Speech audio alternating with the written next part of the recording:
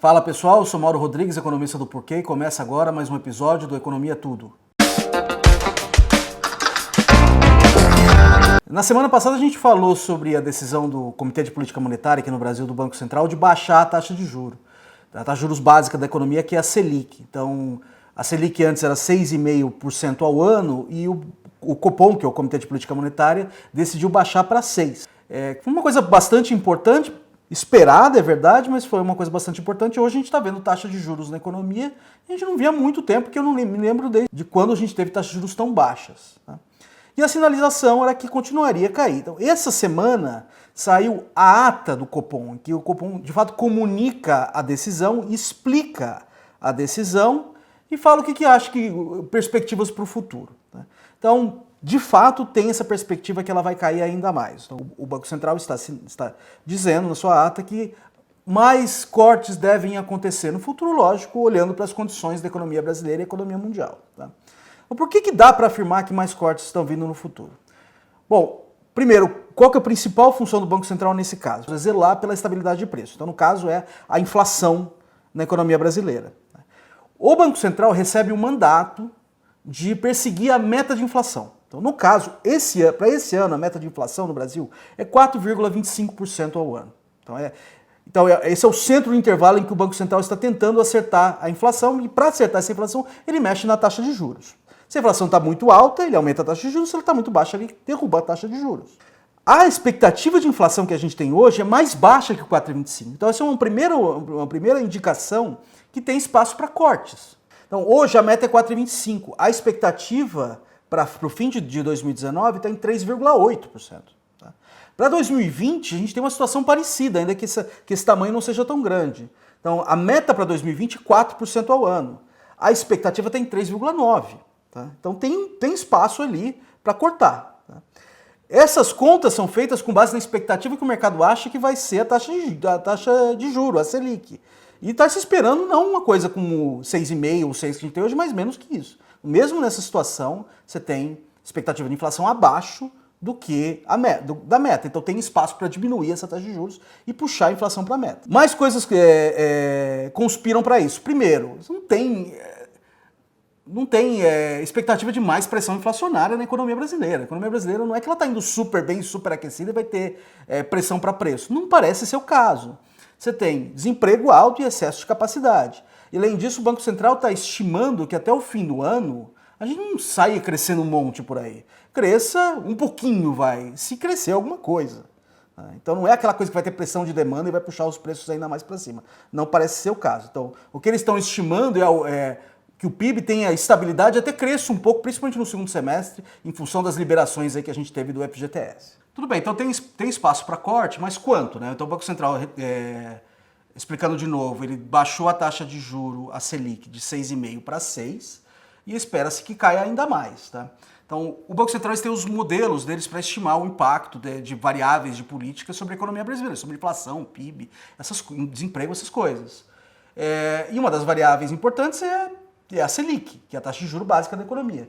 Então, na estimativa dele, se a Selic for mantida em 5,5% até 2020, a inflação em 2019 seria de 3,6%. Tá? E a meta é 4,25%. A de 2020 seria 3,9%. Então, a meta é 4%. Então, notem que nas estimativas dos modelos do Banco Central, se o juro ficar em 5,5% até o fim de 2020, a inflação ainda ficaria abaixo da meta. Então, isso é alguma indicação que tem espaço para cair ainda mais. Tá? Então, tem muita gente falando em 5,5% e 5%, parece que está mais perto dos 5% até o fim de 2020, por exemplo. Então, a gente está num ciclo de taxa de juros baixa que deve se consolidar. Isso é bom porque dá uma ajuda para a economia brasileira se recuperar. Né? Então, juro baixo é crédito mais barato, você tem acesso a crédito para consumidores que podem comprar bens duráveis, imóveis, automóveis, por exemplo, e você tem acesso a crédito para firmas que podem fazer investimento. Então isso aí tudo pode ajudar a economia a dar uma recuperada. Outra coisa importante é que essa redução foi uma redução estrutural. Então o Banco Central sinalizou, isso está bem claro na ata do Copom, tá? que eles estimam que houve uma queda estrutural da taxa de juros na economia. Tá? Por quê? Por causa que as reformas estão andando, em particular a reforma da Previdência. Então a reforma da Previdência andando, o risco de crise fiscal no Brasil, E a gente viu nessa semana, né, segundo turno na Câmara, passou tranquilo de novo, sem nenhum destaque a ser considerado. Então agora o texto está indo para o Senado, onde o clima tende a ser ainda mais favorável. Então, o risco da economia do Brasil entrar, por exemplo, em calote ou ter que recorrer à inflação alta para se financiar no longo prazo está ficando menor. E esse risco da dívida menor, o juro que o governo brasileiro paga aos seus credores tende a ficar menor. Tá? O que, por tabela, também ajuda na parte fiscal, né? Porque você paga menos juro. Então, se teve uma queda estrutural no risco da dívida brasileira, isso permite também que o Banco Central diminua a taxa de juros. Tá? Outra coisa que está facilitando é o cenário externo. Não que o cenário externo está indo bem, tá? Mas o cenário externo, em termos de política monetária, em termos de taxa de juros por aí no mundo, está favorável. Principalmente porque o Fed, que é o Banco Central americano, que vinha numa tendência de aumentar a taxa de juros dele, essa tendência foi revertida. Então, na última decisão do Fed, como a gente falou na semana passada, a taxa de juros foi diminuída, apesar de que as condições da economia americana não sinalizassem nesse sentido. Então, a indicação que a gente tem é que, pelo menos agora confirmada pela ata do Copom, é que a gente teve uma queda de juros na economia brasileira, ela deve ser permanente e ela deve se estender aí mais quedas ao longo dos próximos meses e provavelmente até 2020. A gente falou que as condições da economia mundial pareciam estar mais tranquilas em termos de política monetária, mas isso não quer dizer que elas estejam tranquilas. Muito pelo contrário, o que a gente viu na última semana, principalmente no fim da semana passada e começo da semana atual, foi esquentou muito a guerra comercial entre China e Estados Unidos. Na quinta, dia 1º, na sexta, dia 2, a gente teve a notícia que os Estados Unidos estavam estendendo as tarifas deles sobre produtos importados da China. Essa guerra comercial que já está rolando, os Estados Unidos levantou tarifas sobre produtos da China, a China retaliou com proteção em cima de produtos que ela importa dos Estados Unidos. São países bastante interdependentes nesse sentido, mas então uma guerra comercial. E a gente teve o último capítulo disso, foi agora, nas últimas semanas. Então, teve uma negociação que foi frustrada entre eles. Do lado americano, ficaram também frustrados, principalmente o presidente Trump, e anunciou mais tarifas, mais proteção sobre produtos vindos da China. A resposta da China foi também quente. Então, na segunda-feira, a gente acordou com isso aqui, que é esse gráfico que eu estou mostrando. Que esse gráfico é o preço do dólar na moeda chinesa, que é o renminbi. Né? Então, vocês veem essa subida que ela dá aí, quer dizer, isso é uma desvalorização da moeda chinesa em relação ao dólar. Então, o dólar ficou forte frente à moeda chinesa. Então, frente a isso, o que o governo americano disse, principalmente o presidente Trump? Ele argumentou que a China estava manipulando o câmbio. Na verdade, o que a China fez foi deixar de intervir no câmbio. Tá? Então, o governo chinês ele controla de perto a taxa de câmbio com relação ao dólar e outras moedas. Então, vocês podem ver no gráfico que é bem estável, ele sobe e desce, mas é bem estável. Quando acontece esse tipo de coisa, ela deixa de manipular, ela deixa de intervir. E aí o que acontece é esse pulo que a gente vê aí. Por que esse pulo pode acontecer nesse caso? Ele deve acontecer nesse caso. Se os Estados Unidos tivessem jogado uma tarifa desse tamanho no Brasil, o preço do dólar aqui aconteceria a mesma coisa. Tá? Se não fosse mais extremo ainda.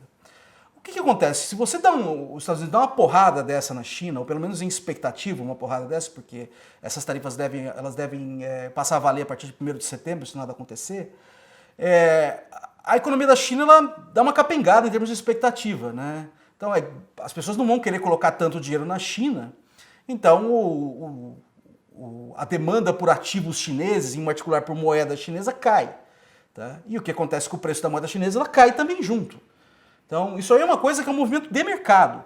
Então, o que está acontecendo aqui é o contrário. A China parou de manipular o câmbio e isso faz com que o dólar dê uma espetada desse jeito, pelo menos naquela janela ali que ela parou. Isso aí joga, na verdade, contra o movimento da tarifa. Tá? Então, se você tem um país que tem um câmbio flutuante, que é no caso do Brasil, tá? E se o Brasil tivesse tomado uma porrada como nem a China tomou, o movimento do câmbio ele jogaria contra o que os Estados Unidos fez em termos de tarifa. Por quê? Com o dólar ficando mais caro, tá? Se um produtor chinês ele vende um produto para os Estados Unidos ao preço de $1, se antes ele recebia, por exemplo, 6 renminbi, agora ele está recebendo 7 renminbi. Então ele está ganhando mais. Tá? Então, para o exportador chinês, se a moeda dele ficar mais fraca, é melhor. Então o exportador chinês também ele consegue cobrar um pouco mais barato lá fora, porque a margem de lucro dele subiu. Então ele consegue competir mais com os produtores americanos lá fora. Então o que está acontecendo? O presidente Trump colocando uma tarifa dessa está protegendo a indústria dele local contra os produtos chineses. Mas tem uma variação no câmbio que está indo no sentido contrário, que está aliviando um pouco aquele efeito. Tá? Então esse é um movimento normal de mercado que eu esperaria nesse tipo de situação. O que aconteceu é que, como a China antes segurava as flutuações de câmbio, e ela não fez naquela janela, isso não estava acontecendo, então está tomando toda a porrada. Agora não, esse efeito fica aliviado. Tá? Então dá para entender a frustração do presidente Trump, mas é um movimento que acontece no mercado de câmbio. Outra coisa que acontece com o câmbio virando desse jeito é que os produtos chineses eles ficam mais baratos para o americano, porque o dólar ficou mais forte.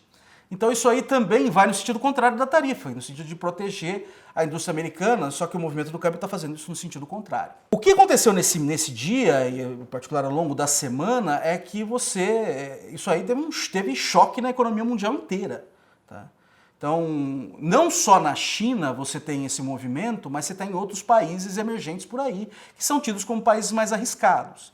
Então, um aumento da incerteza na economia mundial advindo desse choque que acontece quando os Estados Unidos tomam uma decisão dessa, faz com que os investidores internacionais começam a correr para ativos mais seguros.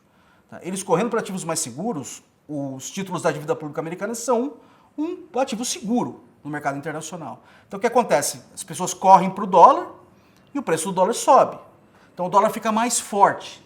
Então não é uma coisa que só está afetando o comércio entre China e Estados Unidos, está afetando o comércio dos Estados Unidos contra o resto do mundo também, contra a maioria dos países. Então o dólar ficando mais forte também é uma coisa que joga contra o movimento do que o presidente americano está querendo de proteger a própria indústria contra a competição externa. Não só da competição da China, mas agora com competição de vários países do mundo, na medida que o dólar fica mais forte.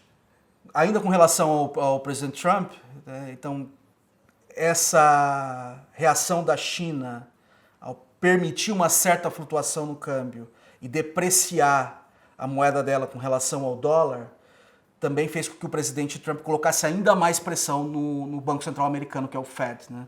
Então a gente falou aqui na semana passada que o Fed baixou o juro 0,25 pontos percentuais, numa situação que normalmente não se baixa. Tá?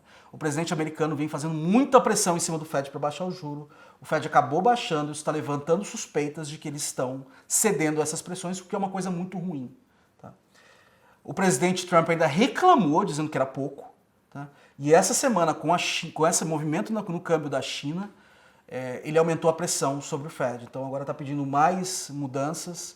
Por que isso teria algum sentido no caso da guerra comercial? Porque se os Estados Unidos baixam o juro, os Estados Unidos fica menos atrativo para investimento externo, no caso, para colocar dinheiro lá em títulos americanos, e o dólar fica mais fraco. Então o dólar fica mais fraco, você aumenta a proteção à indústria local dele, aos setores locais. Então seria um movimento contrário ao que a China está fazendo, mexendo no câmbio dela, deixando o câmbio dela flutuar. Isso é uma coisa muito complicada, porque isso não é papel do Fed. O Fed é uma instituição que é independente e o Fed persegue dois objetivos principais, que é estabilidade de preços e manter emprego. Entrar em guerra comercial não é um objetivo do Fed. Então, o que está acontecendo aqui é uma coisa muito perigosa para a economia americana, no caso, que é um risco institucional, de você romper a independência do Fed, do Banco Central americano, e que ele comece a perseguir outros motivos que têm a ver mais com o que está na cabeça do presidente americano do que coisas que são cristalizadas institucionalmente. Então, a gente vê um movimento de presidentes anteriores, dos 4 presidentes anteriores do Fed que ainda estão vivos, soltaram um artigo conjunto no Wall Street Journal levantando a bola de que é importante que as decisões do Fed sejam independentes da conjuntura política.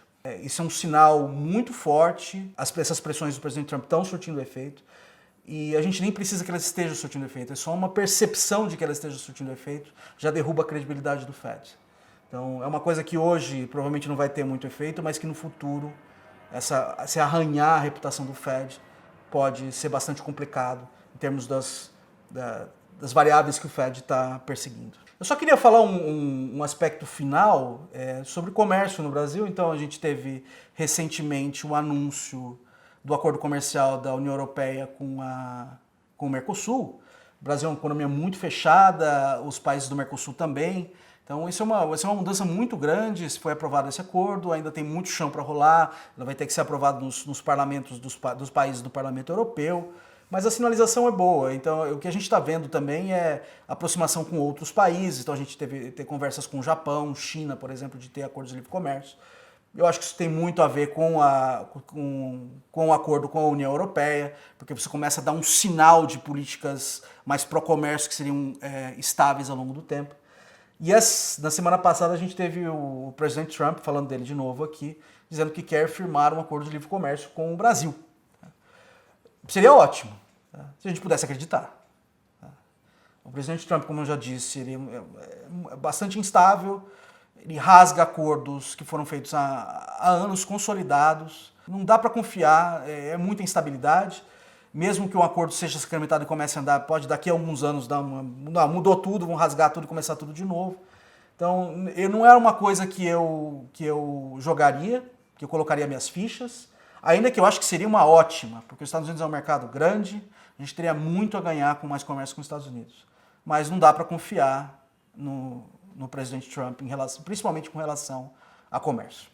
É isso aí, pessoal. Muito obrigado por assistirem o vídeo. Por favor, deixe seu comentário e sua curtida. Compartilhe o nosso material. Dá uma olhada no nosso site www.porquê.com.br. Lá tem bastante material. A gente também está nas redes sociais. A gente está no Facebook, no YouTube, no Instagram e no Twitter. E é isso aí. A gente conversa mais na semana que vem. Um abraço.